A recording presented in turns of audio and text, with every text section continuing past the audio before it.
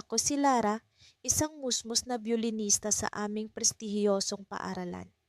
Sa likod ng mga nota at melodiya, natagpuan ko ang isang mundo kung saan ang musika ang nagsisilbing kanlungan ng aking damdamin. Ngunit sa araw na iyon, hindi ko inaasahan na ang tunog ng aking violin ay magiging tulay sa isang hindi inaasahang pag-iibigan. Isang araw habang nag-eensayo ako sa music room, pumasok si Adrian, ang gitarista ng club.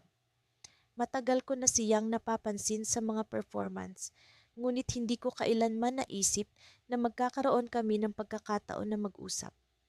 Sa kanyang mga mata, may kakaibang kislap na tila nagsasabing may lihim siyang nais iparating. Ang ganda ng tugtog mo, sabi niya sabay ng ngiti. Hindi ko maiwasang mapangiti. Salamat, ikaw ang gitarista ng club, di ba? Ang galing mo rin, sagot ko. Mula noon, unti-unting nagkaroon kami ng koneksyon. Sa bawat pagtugtog, sa bawat pag-uusap, unti-unting nabubuo ang isang bagay na higit pa sa pagkakaibigan. Ngunit sa likod ng nangiti ni Adrian, may isang kalungkutan na hindi ko mawari.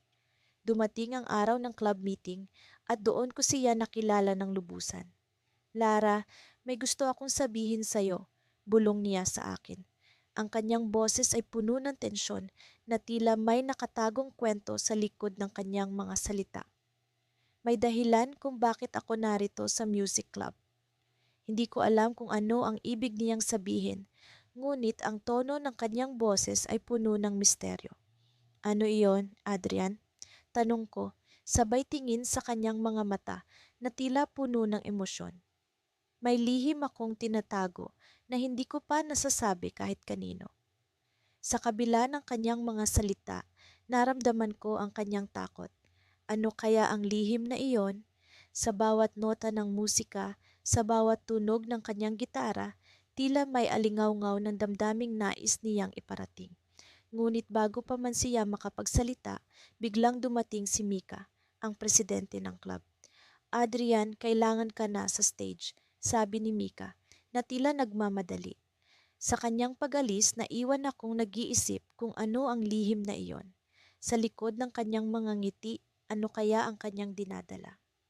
Habang bumabalik kami sa aming practice, naramdaman ko ang pag-aalala ni Adrian. Ang kanyang mga mata ay puno ng emosyon na tila nagsasabing may mas malalim na dahilan sa kanyang pagpasok sa music club. Sa likod ng mga ngiti, nagkaroon ako ng pag-aalinlangan. Sa susunod naming ensayo, hindi ko maiwasang mapansin ang pagbabago sa kanyang pag-uugali.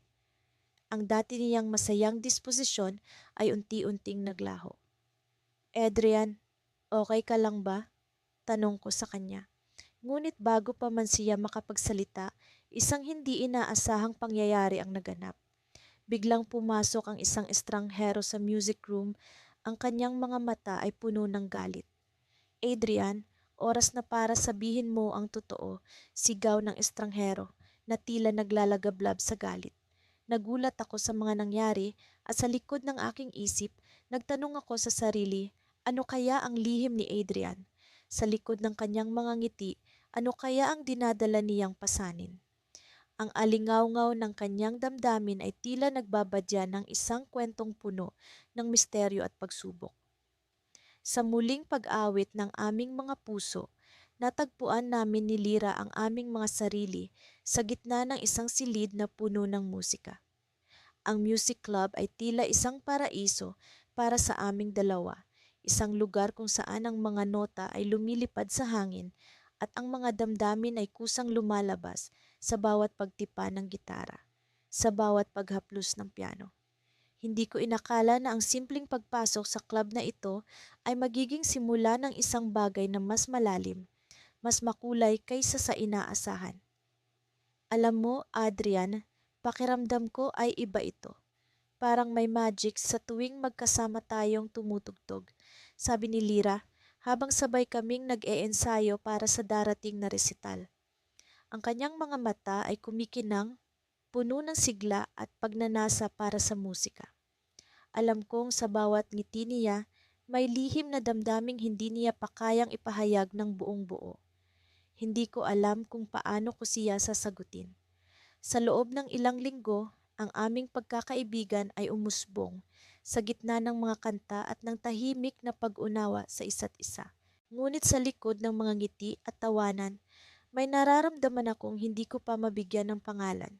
Sa tuwing magkasama kami, tila may musika na hindi ko marinig ngunit damang-dama ng puso ko. Nakaramdam ka na ba ng ganon na parang may musika sa loob mo na hindi mo maipaliwanag? Tanong niya habang inaayos ang mga nota sa piano. Tumango ako, hinayaan ng katahimikan na magsalita para sa akin. Hindi ko alam kung paano ilalarawan ang nararamdaman ko para kay Lira. Ang ginhawa ng kanyang presensya, ang kislap ng kanyang ngiti, ang init ng kanyang mga tingin, lahat ng ito ay tila bahagi ng isang awit na hindi ko pa natutunan. Isang araw, habang kami ay nag-iensayo, pumasok si Mia, ang presidente ng music club. May surprise ako sa inyo, aniya, may misteryosong ngiti sa kanyang labi. Para sa recital, gusto kong magduet kayo. Isang espesyal na duet na kayo ang gagawa. Nagulat ako sa kanyang sinabi. Kami ni Lira ay sanay na mag-collaborate, pero ang gumawa ng sariling kanta ay isang bagay na bagong hamon para sa amin. Ngunit sa likod ng kaba at excitement, naramdaman ko ang pag-usbong ng ideya. Parang ito na ang pagkakataon para sabihin kay Lira ang nararamdaman ko sa musika, sa awit na kami mismo ang lilikha. Habang abala kami sa paglikha ng aming kanta, mas lalo kong nakilala si Lira. Ang bawat nota, ang bawat liriko ay tila pagdikit-dikit ng mga bahagi ng aming puso. Alam kong sa bawat pag-usad ng araw, mas lalo kong nararamdaman ang lumalalim na damdamin. Ngunit paano ko ba sasabihin sa kanya? Paano ko ba ipapahayag ang pag-ibig na pilit kong ikinukubli sa likod ng mga ngiti? Isang hapon, habang kami ay nasa music room, naramdaman kong ito na ang tamang oras para ipahayag ang aking nararamdaman. Habang pinapatugtog ko ang gitara at siya naman ay nagpipindot sa piano, tumigil ako saglit. Lira, simula ko, habang ang puso ko ay tila nasa lalamunan. Gusto ko sanang sabihin sa iyo na, ngunit bago ko pa man masabi ang tunay kong nararamdaman, biglang bumukas ang pinto. Si Mia, may ibang kasama, isang lalaking hindi ko kilala. Ito pala si Ken, ang bagong miyembro ng club. Pakilala ni Mia. Agad na nagbigay ng ngiti si Lira kay Ken at nakita ko ang kanyang mga mata na tila may bagong kislap. Sa oras na iyon, parang may bumagsak na malamig na tubig sa dibdib ko. Ang mga salita ko ay naipit sa aking lalamunan, hindi makawala. Sa halip na pag-amin, ang musika ay nagtapos sa katahimikan, habang si Ken ay naging bagong bahagi ng aming mundo. Habang lumilipas ang mga araw, napansin kong mas madalas na nag-uusap si Lira at Ken. Tila may nabubuong koneksyon sa pagitan nila, isang koneksyon na hindi ko maipaliwanag. Ang duet namin ni Lira ay naging trio at sa bawat pagtugtog namin, nararamdaman kong ako'y nawawala sa eksena. Sa likod ng mga ngiti, sa likod ng musika, nararamdaman ko ang unti-unting paglayo ni Lira.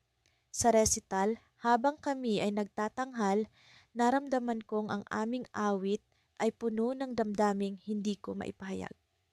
Sa huling nota, habang ang palakpakan ay bumubuhos mula sa mga manonood, alam kong may bahagi ng puso ko na hindi na maibabalik sa dati. Ngunit sa kabila ng lahat, alam kong ang musika ay hindi matatapos dito. Ang awit ng puso ko ay magpapatuloy, kahit pa sa bagong kabanata ng aming buhay, kahit pa sa hindi inaasahang pagdating ni Ken. Sa pagtatapos ng araw, sa kabila ng sakit, ang musika ay mananatiling buhay, isang paalala ng pag-ibig na namumuong, hindi inaasahan. Pasensya na kung hindi ko na maikwento ang una at ikalawang bahagi ng aming kwento. Pero heto ang ikatlong bahagi na nagmarka sa akin ng lubos. Sa paglipas ng mga araw, tila mas lumalalim ang pagkakaibigan namin ni Miguel, ang aking kapwa miyembro sa music club. Hindi maikakaila na may kakaibang kilig sa tuwing magkasama kami sa mga ensayo. Sa bawat pagtipa niya ng gitara at sa bawat pag-awit ko, dama ko ang koneksyon na hindi ko maipaliwanag. Isang gabi, habang kami ay nasa club room, napansin ko ang kakaibang lungkot sa kanyang mga mata. Hindi ko mapigilan ang sarili kong magtanong, Miguel, may problema ba? Parang ang lalim ng iniisip mo. Tumingin siya sa akin at ngumiti ng bahagya, ngunit kita pa rin ang lungkot sa kanyang mga mata. Alam mo, minsan iniisip ko kung tama ba ang mga desisyon ko. Parang may kulang. Hindi ko alam kung saan nanggagaling ang kanyang mga saloobin. Sa mga nakaraang araw, palagi siyang masaya at puno ng enerhiya. Kaya't inisip ko na baka may kinalaman ito sa kanyang pamilya o personal na buhay. Hinayaan ko siyang mag-open up at hindi ako nabigo. Alam mo, Andrea, mahal na mahal ko ang musika. Pero minsan, parang hindi ko alam kung sapat na ba ito para sa akin. Parang may hinahanap pa ako na hindi ko mahanap sa musika lang. Napaisip ako sa kanyang sinabi. Ako rin, minsan ay nag-aalinlangan sa mga bagay-bagay. Pero ang musika ang palaging bumabalik sa akin para ipaalala na may dahilan kung bakit kami nandito sa music club. Para kaming dalawang kaluluwang nagtatagpo sa gitna ng melodiya. Naramdaman ko na kailangan kong ipakita sa kanya na hindi siya nag-iisa. Miguel, ang musika ay isang bahagi ng buhay natin, pero hindi ito ang kabuuan. Baka kailangan mo lang ng pahinga para makahanap ng inspirasyon. Ngumiti siya sa akin at sa pagkakataong iyon, nakita ko ang pag-asa sa kanyang mga mata. Salamat, Andrea. Siguro nga kailangan ko lang ng pahinga. Sa mga sumunod na araw, mas naging malapit kami ni Miguel. Madalas kaming magkasama hindi lang sa club kundi pati na rin sa labas ng paaralan. Sa bawat pag-uusap, mas nakikilala ko siya at mas nararamdaman ko ang unti-unting pag-usbong ng isang espesyal na damdamin. Isang Sabado, napagpasiyahan naming pumunta sa park. Habang naglalakad, biglang umulan. Tumakbo kami sa ilalim ng isang malaking puno. Habang kami ay nasa lilim nito, nagsimula siyang humuni ng isang pamilyar na awitin. Hinayaan kong umagos ang musika sa paligid namin. Andrea, alam mo bang talagang espesyal ka sa akin? Biglang sambit ni Miguel, tila may ibig sabihin ng kanyang tono. Nagulat ako sa kanyang sinabi. Hindi ko akalaing magiging ganito ang usapan namin sa ilalim ng ulan. Miguel, anong ibig mong sabihin? Tumingin siya sa akin ng diretso sa mata. Mahal kita, Andrea. Hindi ko alam kung paano ito nangyari, pero alam kong totoo ang nararamdaman ko. Hindi ko alam ang isasagot. Mabilis ang tibok ng puso ko. Sa isang bahagi ng isip ko, alam ko ring mahal ko siya, pero natatakot akong sabihin ito. Baka kung ano ang mangyari sa pagkakaibigan namin. Pero hindi ko na kayang ipagkailang nararamdaman ko. Miguel, mahal din kita. Ngumiti siya ng malapad at sa ilalim ng ulan, niyakap niya ako ng mahigpit. Parang sa isang sandali, lahat ng pagdududa at takot ay nawala. Alam kong mula sa pagkakaibigan, isang bagong yugto ang nagbukas para sa amin. Ngunit sa likod ng lahat ng saya at kilig na naramdaman ko, may isang tanong na bumabagabag sa isip ko. Paano kung ang aming pag-ibig ang maging sanhi ng pagkasira ng aming musika? Paano kung hindi namin maayos na mapagsabay ang dalawa? Ang ideyang ito ay nagdulot sa akin ng hindi maipaliwanag na kaba. Alam kong darating ang panahon na kailangan naming harapin ang hamon kung paano namin babalansihin ang aming relasyon at ang aming musika. Ngunit sa ngayon, sa ilalim ng ulan, habang yakap-yakap ko si Miguel, pinili kong isantabi muna ang takot na iyon. Natutunan ko mula sa kanya na minsan, kailangan mong magtiwala sa proseso at sa sarili mong damdamin. Magkakaroon man ng mga pagsubok, alam kong kakayanin namin ito ng magkasama. Ngunit sa sumunod na linggo, sa aming pagpasok sa club room, Isang mensahe ang bumungad sa amin na nagbigay ng kakaibang twist sa aming kwento. Isang liham mula sa aming advisor na nagsasabing may bagong patakaran na ipapatupad. Bawal ang anumang romantikong relasyon sa loob ng club para sa ikabubuti ng grupo. Napatingin kami sa isa't isa, hindi alam kung paano haharapin ang bagong hamon. Sa sandaling iyon, ang mundo namin ay tila gumuho. Ano ang magiging kahihinatnan ng aming pag-ibig sa gitna ng bagong patakaran? Ako si Mia at kasama ko si Lucas sa music club ng aming paaralan. Matagal na kaming magkaibigan, ngunit nitong mga nakaraang buwan, tila unti-unti akong nagkakaroon ng ibang nararamdaman para sa kanya.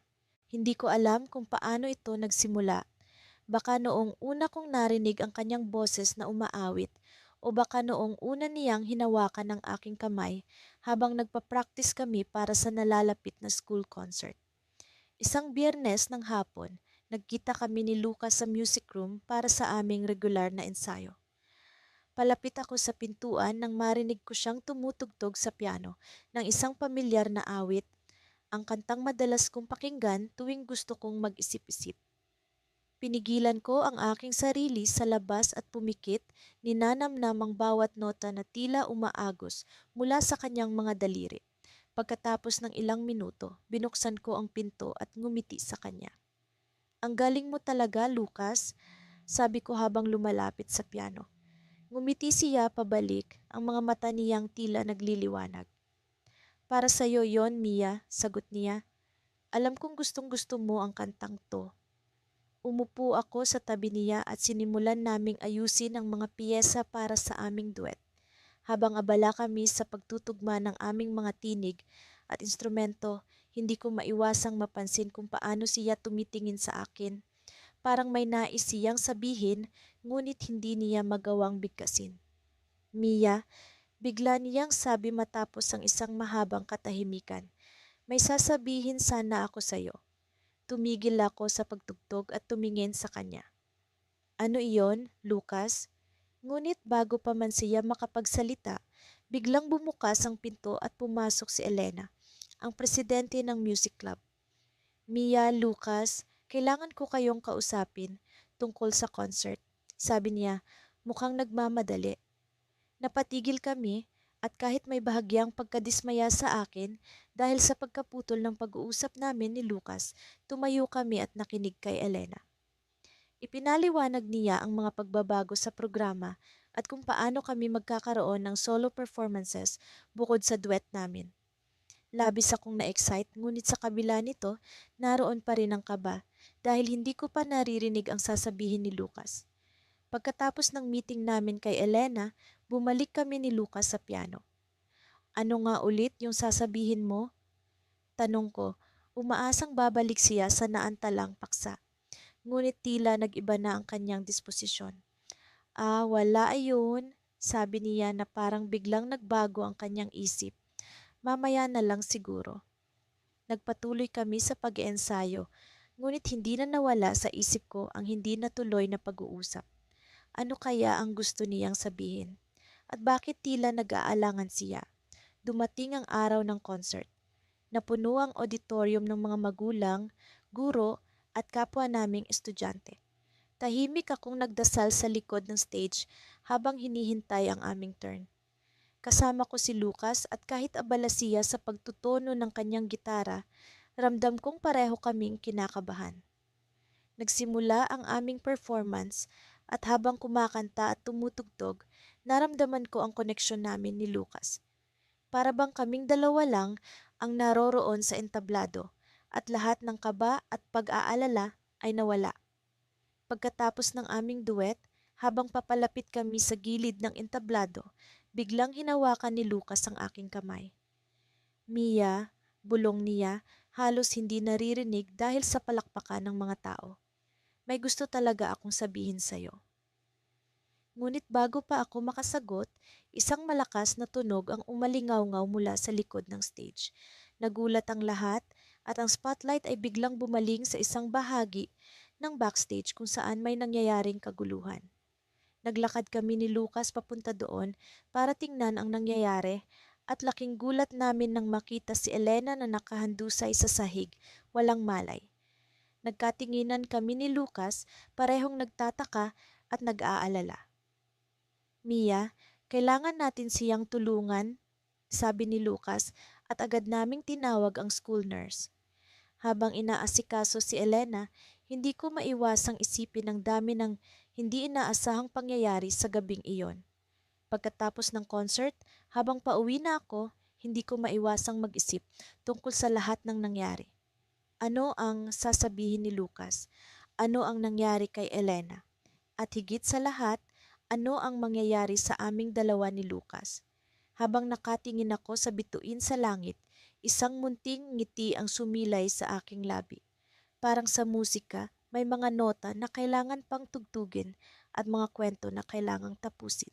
Ngunit sa ngayon, kailangan ko munang maghintay at umasang ang susunod na kabanata ay magdadala ng kasagutan sa aking mga tanong. Mula nang pumasok kami ni Leo sa music club, tila nagkaroon ng bagong kulay ang bawat araw ko. Ang bawat pagtugtog namin ng gitara, ang bawat harmonya ng aming boses ay nagiging bahaghari sa tahimik kong mundo. Pero sa likod ng mga nota at liriko, may isang damdaming matagal ko nang itinatago. Ang damdaming ito ay higit pa sa musika. Isang Martes ng hapon, nagdesisyon kaming magpraktis sa lumang silid ng musika sa likod ng paaralan. Habang naglalakad kami papunta roon, hindi ko maiwasang mapansin ang mga damong sumasayaw sa hangin at ang mga ibon na tila nakikiayon sa aming paglalakbay. Parang sinasabi ng paligid na may espesyal na mangyayari. Pagdating namin sa silid, agad kong kinuha ang gitara ko. Samantalang si Leo ay naghanap ng mga kopya ng kanta na gagamitin namin. Nakaramdam ako ng kakaibang kaba habang pinagmamasdan siya.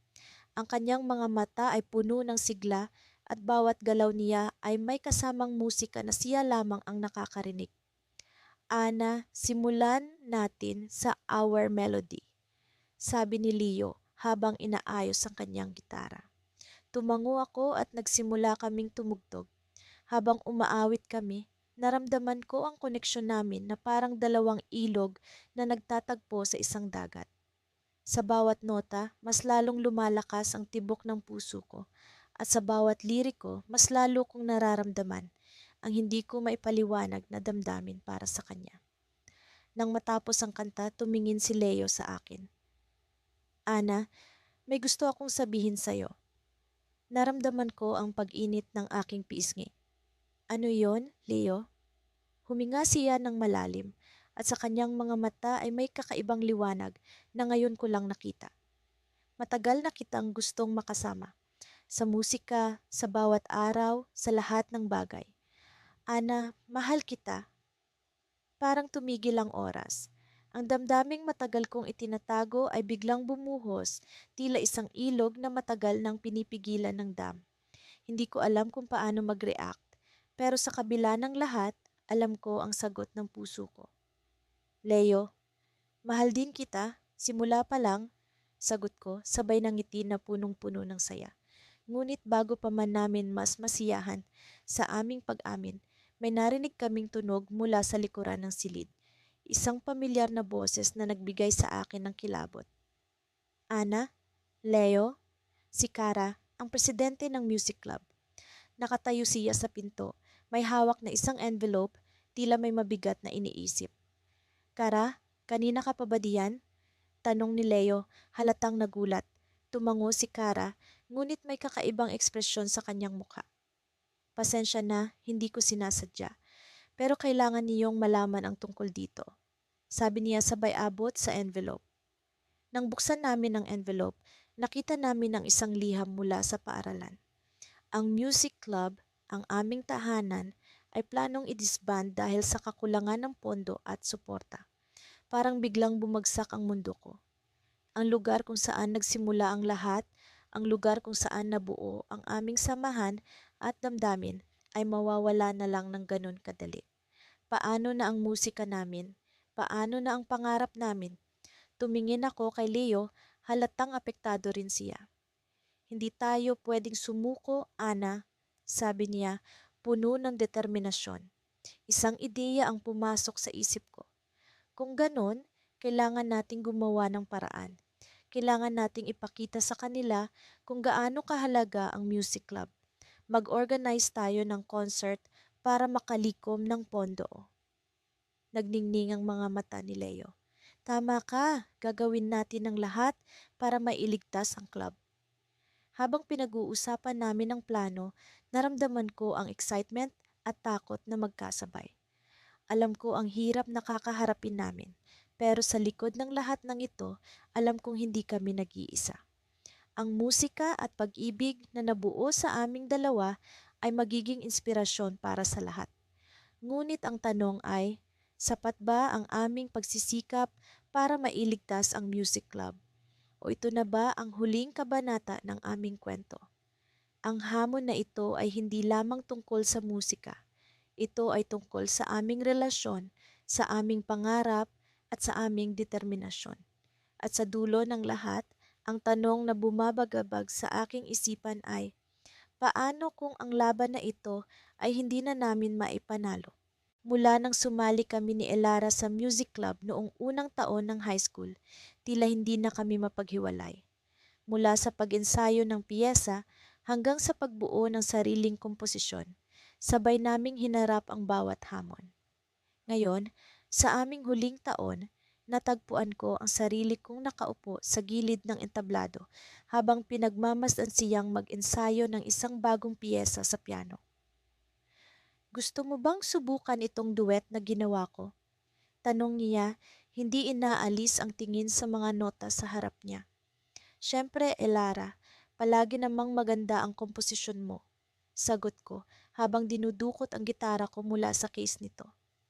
Habang pinapakinggan ko ang bawat nota ng kanyang piyesa, tila lumulutang ako sa ibang mundo. Hindi ko maipaliwanag pero may kung anong kakaibang damdamin ang hatid ng musika niya sa akin.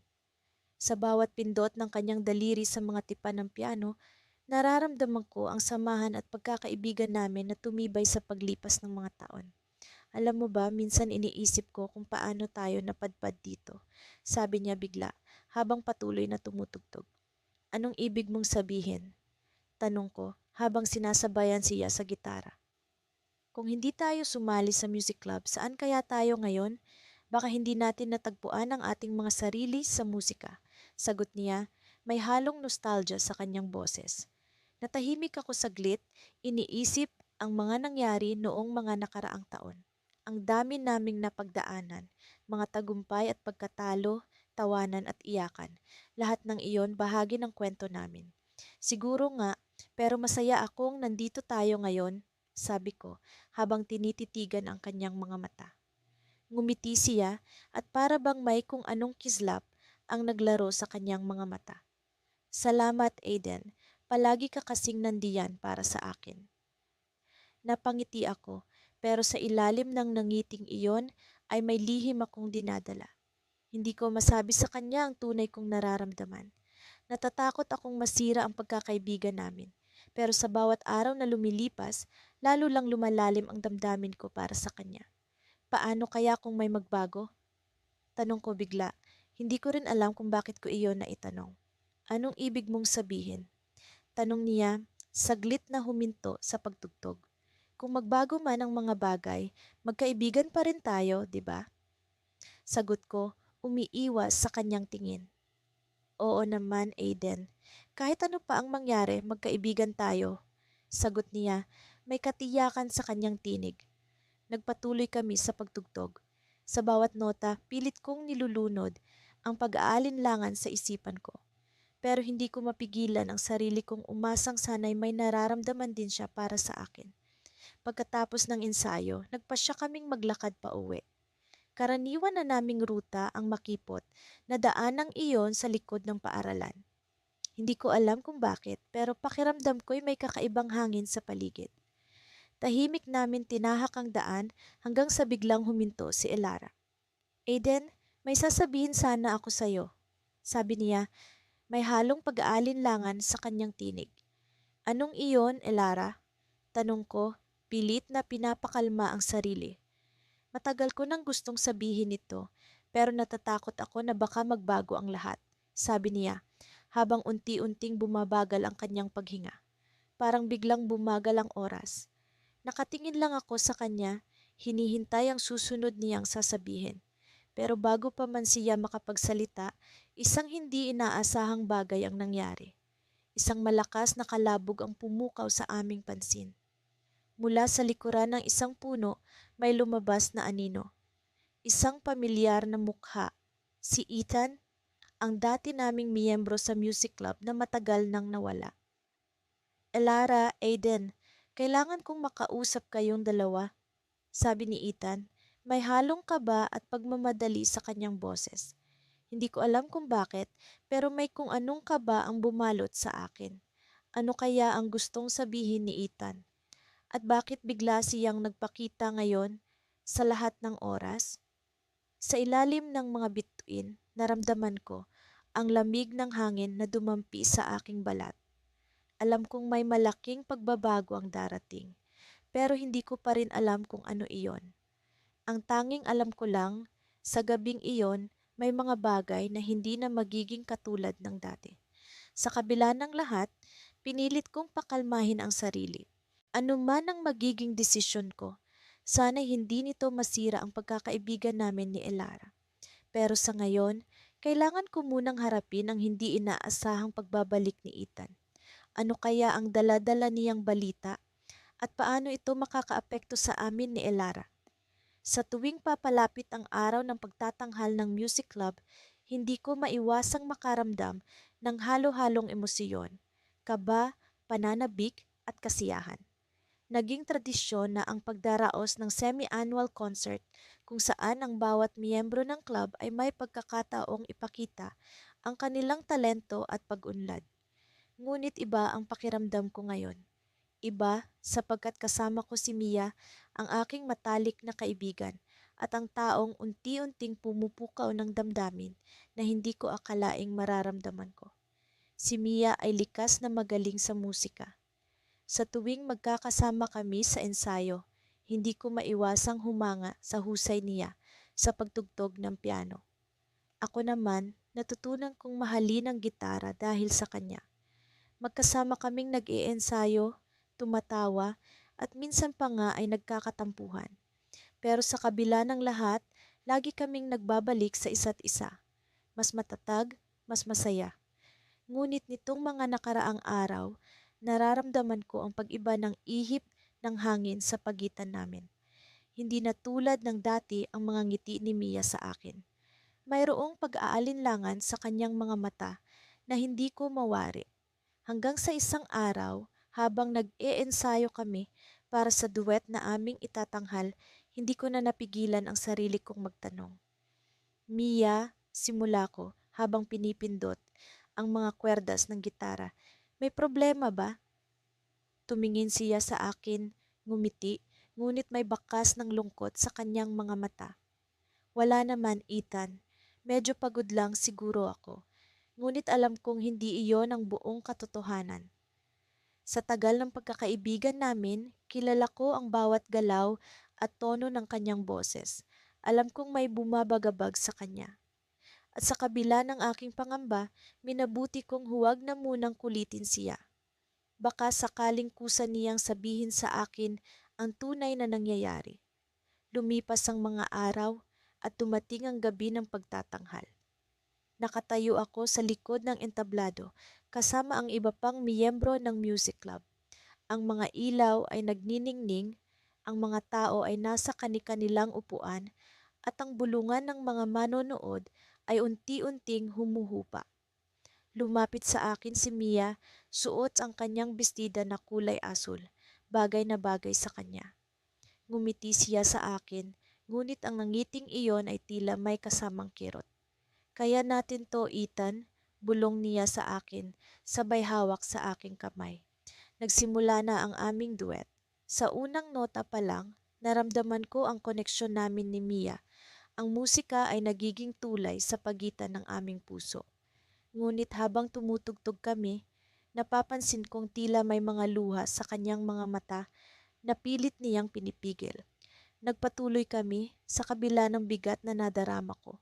Alam kong malapit nang matapos ang aming performance, ngunit hindi ko maalis sa isip ang tanong, ano ang nangyayari kay Mia?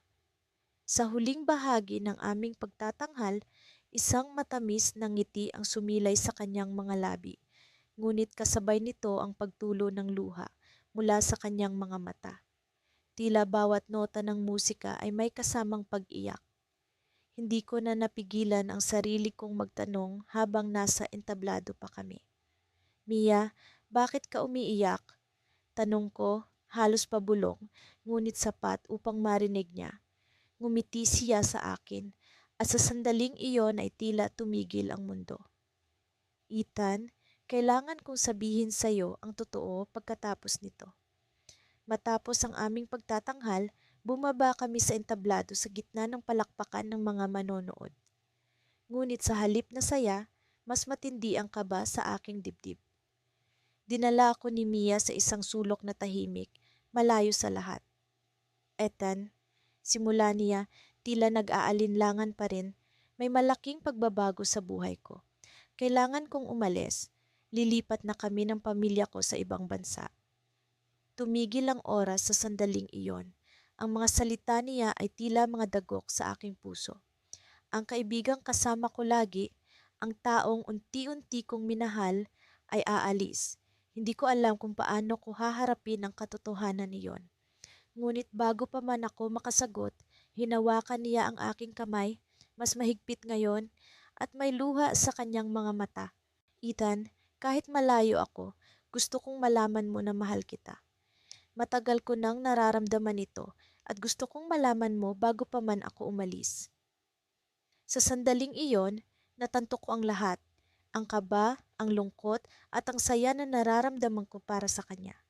Ngunit paano ko haharapin ang pag-alis niya? Ang kwento namin ni Mia ay tila isang musika. May simula, may gitna, at ngayon, isang cliffhanger na hindi ko alam kung paano magtatapos. Sa kabila ng lahat, isang tanong ang patuloy na bumabalot sa akin. Paano ko haharapin ang pag-alis ng taong minahal ko? Ang araw na iyon ay tila isang pagdiriwang sa aming mga puso. Malapit na ang pagtatapos ng semestre at ang music club ay nagkaroon ng huling pagtitipon para sa taon. Ang buong silid ay puno ng saya habang nag-e-ensayo kami para sa huling pagtatanghal. Lahat ay abala, subalit sa kabila ng ingay at tawanan, ako ay nakatuon lamang sa isang tao, si Ellie. Si Ellie ay ang aking matalik na kaibigan, ngunit higit pa doon, siya ang taong palaging nandiyan para sa akin. Sa bawat nota at melodiya na aming nililikha, nararamdaman ko ang koneksyon namin na hindi maipaliwanag. Ngunit sa kabila ng damdaming iyon, hindi ko pa siya nasasabihan ng tunay kong nararamdaman. Minsan, iniisip ko kung nararamdaman din ba niya ang nararamdaman ko.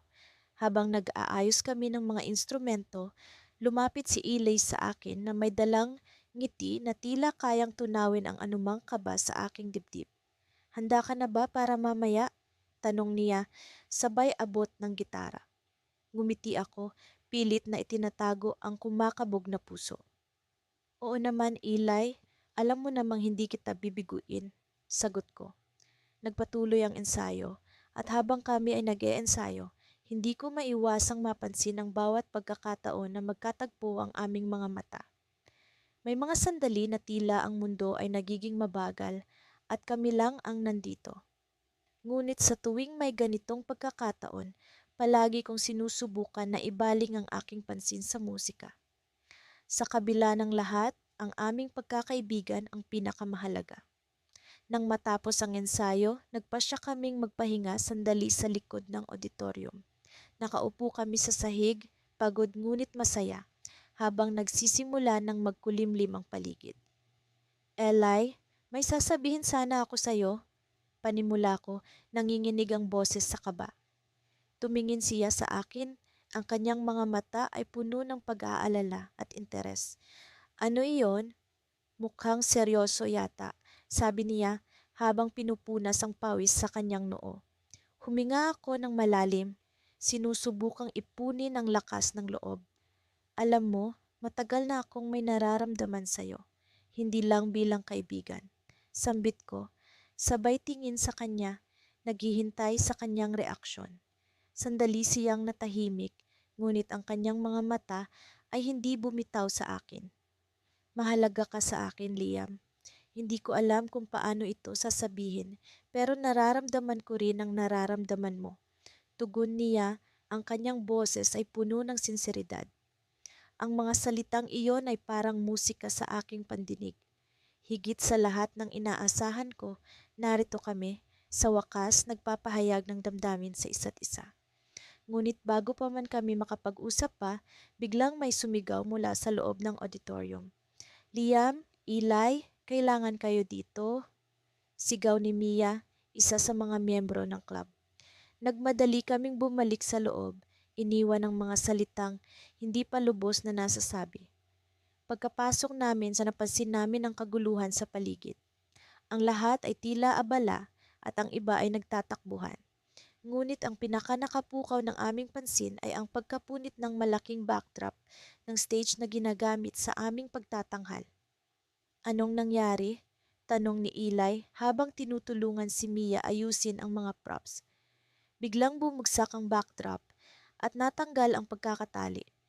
Hindi ko alam kung paano ito maaayos bago magsimula ang pagtatanghal. Sagot ni Mia, halata ang kaba sa kanyang boses. Nagmadali kaming tumulong, ang aming mga damdamin ay pansamantalang naisantabi para sa mas mahalagang bagay. Habang inaayos namin ang gulo, naramdaman ko ang bigat ng sitwasyon. Kung hindi namin ito maaayos, maaaring hindi matuloy ang aming pagtatanghal. Ngunit sa kabila ng lahat, ramdam ko ang pagkakaisa ng lahat ng miyembro ng club. Nang sa gitna ng kaguluhan, naramdaman kong hinawakan ni Ili ang aking kamay. Kaya natin ito, Liam, kasama mo ako.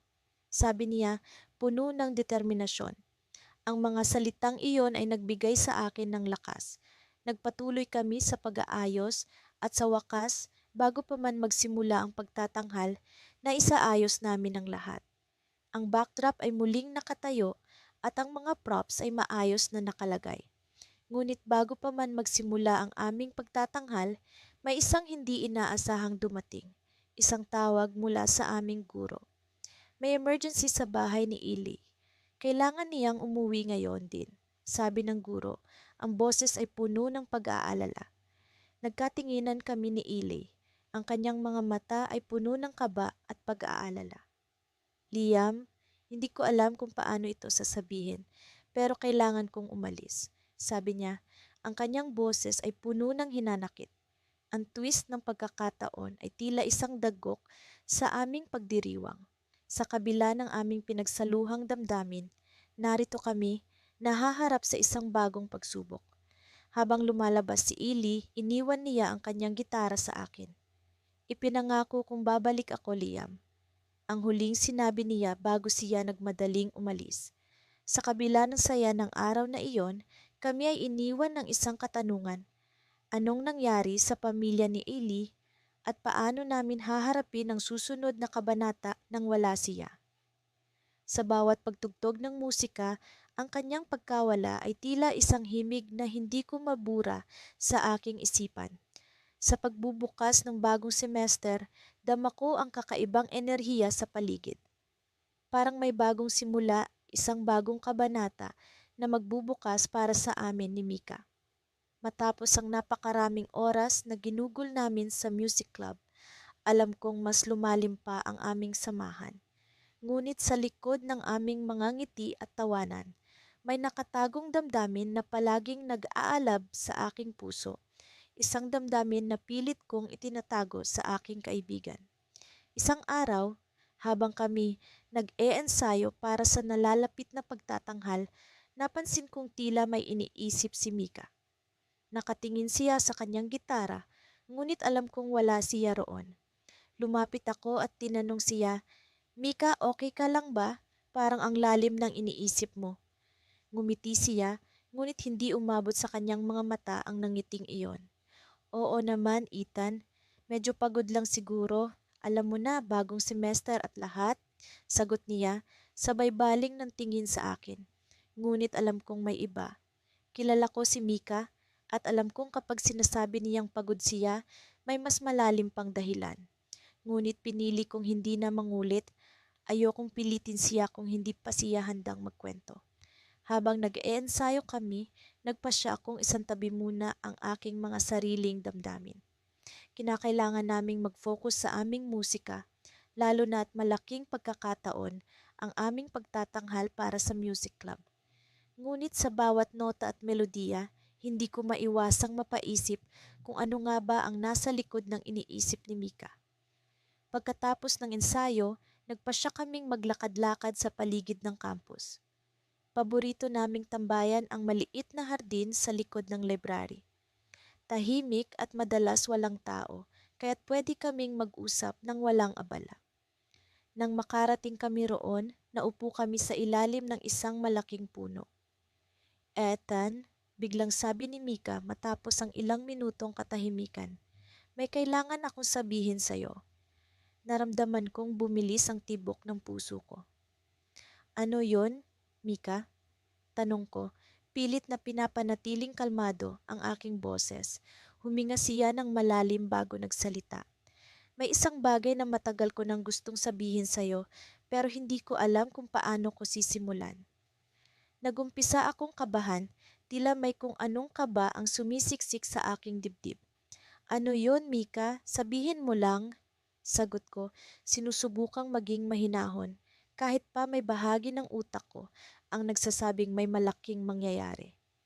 Ethan, alam mo bang may isang scholarship offer para sa akin sa ibang bansa? Biglang sabi niya na ikinagulat ko. Halos hindi ako makapagsalita. Talaga? Mika, that's amazing. Kailan mo pa nalaman to? Tanong ko, pilit na pinapakita ang saya para sa kanya kahit pa may kirot sa aking puso. Matagal na, pero hindi ko agad sinabi sa'yo kasi hindi ko pa alam kung ano ang magiging desisyon ko. Sagot niya at nakita ko ang pag-aalinlangan sa kanyang mga mata. Anong ibig mong sabihin? Tanong ko, kahit nasa loob-loob ko natatakot ako sa magiging sagot niya. Natatakot ako, Ethan. Natatakot akong iwanan ka, iwanan ang lahat ng meron tayo rito. Pero alam kong malaking oportunidad ito para sa akin, sabi ni Mika at nakita ko ang mga luhang bumabagsak sa kanyang pisngi. Hindi ko alam kung ano ang sasabihin. Ang tanging nagawa ko lamang ay yakapin siya ng mahigpit sa pag-asang maibsan kahit paano ang nararamdaman niyang pag-aalinlangan. Ngunit sa likod ng yakap na iyon, may bumubulong sa akin na baka ito na ang simula ng paglayo namin sa isa't isa. Mika, kahit ano pa man ang maging desisyon mo, nandito lang ako, bulong ko sa kanya. Ngunit sa totoo lang, hindi ko alam kung kaya kong panindigan ang mga salitang iyon. Habang yakap ko siya, naramdaman kong may binulong siya sa akin. Ethan, mahal kita. Parang huminto ang oras. Hindi ko alam kung tama ba ang narinig ko o kung ako'y nag-iilusyon lamang. Ngunit bago ko pa man siya masagot, bumitaw na si Mika sa pagkakayakap at ngumiti sa akin, isang nangiti na puno ng sakit at pag-asa. Bago pa man ako makapagsalita, tumunog ang kanyang telepono at bigla siyang napatayo. Kailangan ko nang umalis. Ethan, mag-uusap pa kami ng mga magulang ko tungkol sa scholarship. Sabi niya bago tumalikod at nagmamadaling umalis. Iniwan akong nakatayo roon, puno ng mga tanong at panghihinayang. Mahal din kita, Mika. Ngunit paano ko ito sasabihin kung baka sa susunod na pagkikita namin, ibang mundo na ang ginagalawan mo? Sa wakas, dumating ang araw ng pagtatanghal.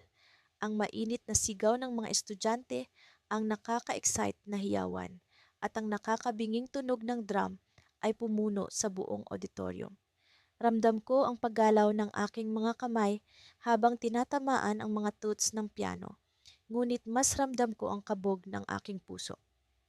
Katabi ko si Julia, ang aking matalik na kaibigan, habang sabay kaming naghahanda na ipakita ang aming pinaghirapan sa music club. Simula pa lang ng semester, palaging nagiging inspirasyon ko si Julia. Sa tuwing nakikita ko siyang nakangiti habang tinutugtog ang kanyang gitara, nararamdaman ko ang kakaibang init sa aking puso.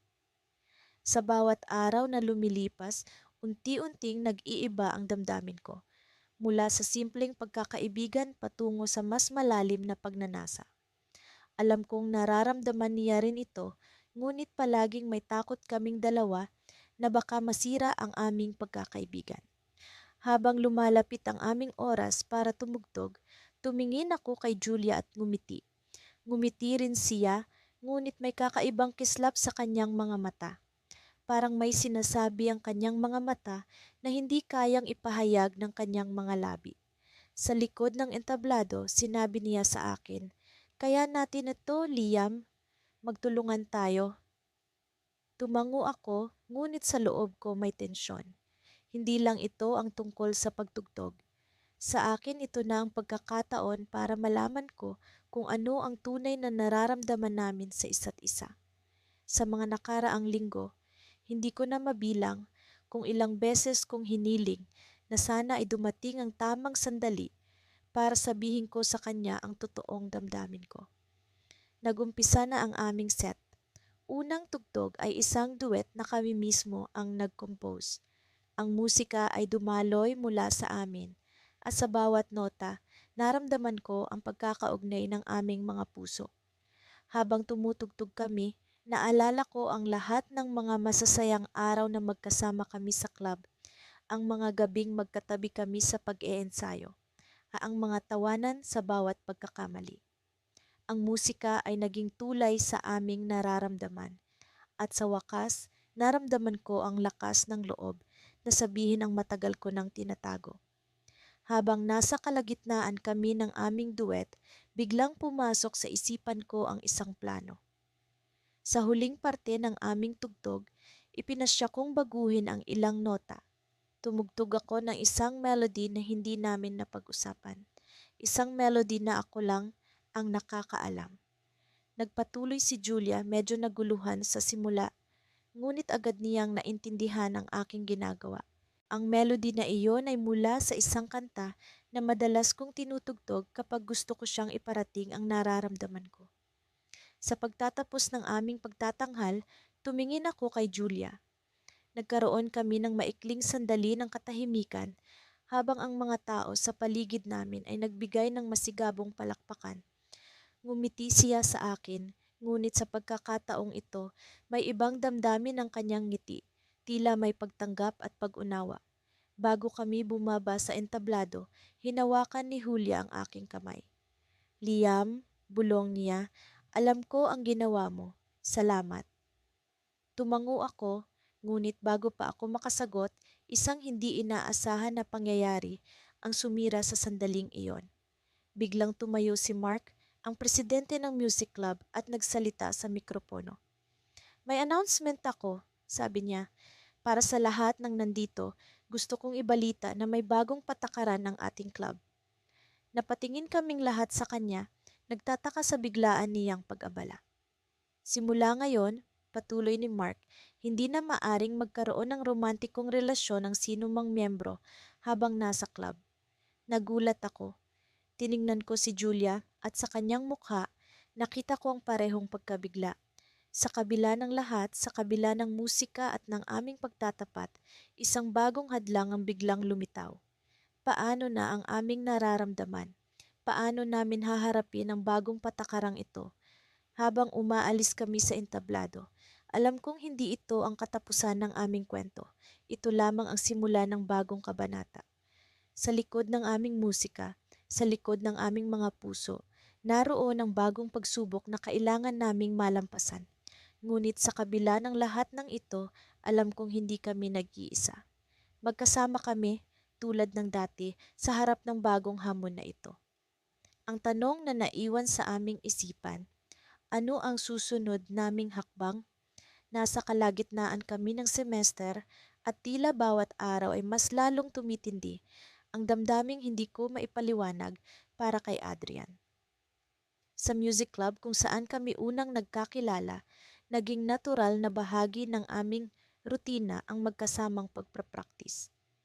Ang bawat nota ng piano at gitara na aming pinagsasanib ay tila nagbibigay ng bagong kahulugan sa salitang harmonya. Ngunit sa kabila ng lahat ng ito, may lihim akong ikinukubli, isang damdaming hindi ko pa kayang ipagtapat sa kanya. Sa araw na ito, habang papalapit ang malaking pagtatanghal ng aming club, naramdaman kong mas bumibigat ang tensyon sa pagitan namin. Hindi kami nag-uusap tungkol dito, ngunit alam kong pareho namin itong nararamdaman. Minsan, nahuhuli ko ang sarili kong nakatitig sa kanya habang siya'y abala sa pag-eensayo. Ang kanyang mga mata ay punong-puno ng dedikasyon at sa bawat pagpindot ng kanyang mga daliri sa piano ay tila tumutugtog siya ng direktang mula sa kanyang puso. Ano sa palagay mo, Elena? Tanong ni Adrian na nagising sa aking pagmumuni-muni. Handa na ba tayo para sa pagtatanghal? Napatitig ako sa kanya, pilit na pinipigil ang pag-aalangan. Oo naman, Adrian. Sa tingin ko magiging maganda to. Lahat ay nag-practice ng maigi, lalo na ikaw. Ngumiti siya, ang uri ng nangiti na palaging nagpapabilis ng tibok ng puso ko. Salamat sa suporta, Elena. Hindi ko to magagawa nang wala ka. Nagpatuloy kami sa ensayo at sa bawat sandali, mas lalong bumibigat ang damdamin ko. Gusto kong sabihin sa kanya ang tunay kong nararamdaman, ngunit natatakot akong baka masira ang pagkakaibigan namin. Sa huli, nagpasya akong manatiling tahimik, umaasa na baka sa tamang panahon ay makahanap ako ng lakas ng loob. Dumating ang araw ng pagtatanghal, ang auditorium ay puno ng mga estudyante, guro at magulang. Ang eksena ay puno ng kasiyahan at pag-aabang, ngunit ang loob ko'y puno ng kaba. Habang papalapit ang oras ng aming pagganap, nararamdaman ko ang panginginig sa aking mga kamay.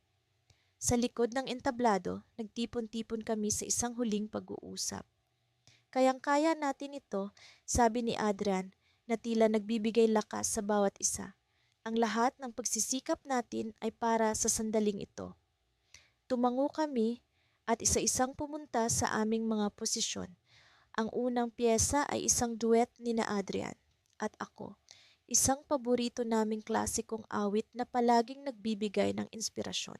Habang tumutugtog kami, naramdaman ko ang koneksyon namin, isang uri ng koneksyon na tila nag-uusap ang aming mga puso. Sa gitna ng awitin, napatingin siya sa akin at sa sandaling iyon, tila may kakaibang kislap sa kanyang mga mata. Pagkatapos ng aming duet, bumalik kami sa likod ng entablado para maghanda sa susunod na bahagi ng pagtatanghal. Habang nag-aayos ako ng mga nota, lumapit si Adrian sa akin na may daladalang balita. Elena, may gusto akong sabihin, simula niya, na may kakaibang tono ng pagdadalawang isip. May sorpresa ako para sa iyo mamaya. Napakunot ang noo ko, ngunit bago ko pa siya matanong, tinawag na kami para sa susunod na pyesa. Sa kabila ng kuryosidad, kailangan kong ituon ang aking pansin sa musika. Nagpatuloy ang pagtatanghal at sa bawat awit, nararamdaman ko ang lumalalim naming koneksyon. Ngunit sa likod ng lahat ng ito, ang tanong ay patuloy na bumabalik sa aking isip. Ano kaya ang sorpresa ni Adrian? Matapos ang huling awitin, nagpalakpakan ng audience. Ang buong club ay puno ng kasiyahan at pagod. Ngunit sa kabila nito, naramdaman ko ang pag-aalangan sa puso ko.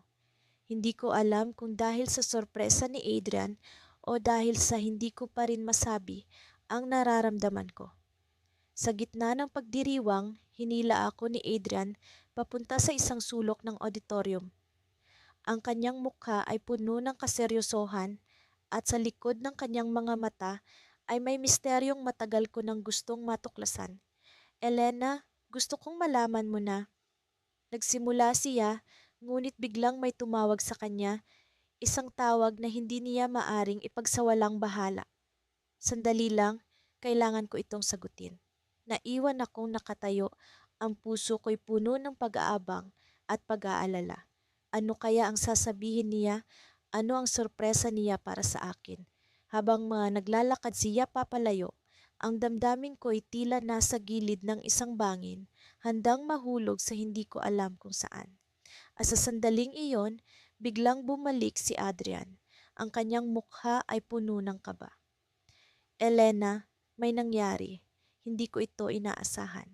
Ang pagtatapos ng aming pagtatanghal ay nagbigay ng kasiyahan sa aming lahat.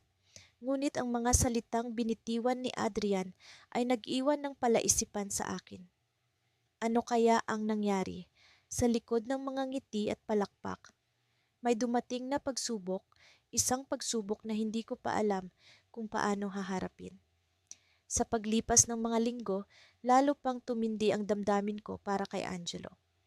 Ang mga araw na magkasama kami sa music club ay tila mga piraso ng puzzle na bumubuo sa isang larawan ng kaligayahan.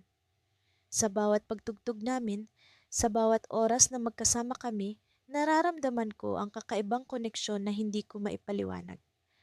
Ang bawat nota ng musika na nagmumula sa kanyang gitara ay tila mga salin ng damdamin na lumilipad patungo sa aking puso. Isang hapon, habang papunta ako sa club, naisipan kong sorpresahin si Angelo. Naglaan ako ng oras upang isulat ang isang kantang naglalaman ng mga saloobin ko para sa kanya. Naisip ko, ito na marahil ang tamang oras para aminin ang nararamdaman ko. Pagdating ko sa music room, nakita ko siyang nakaupo sa gilid, tila may iniisip na malalim.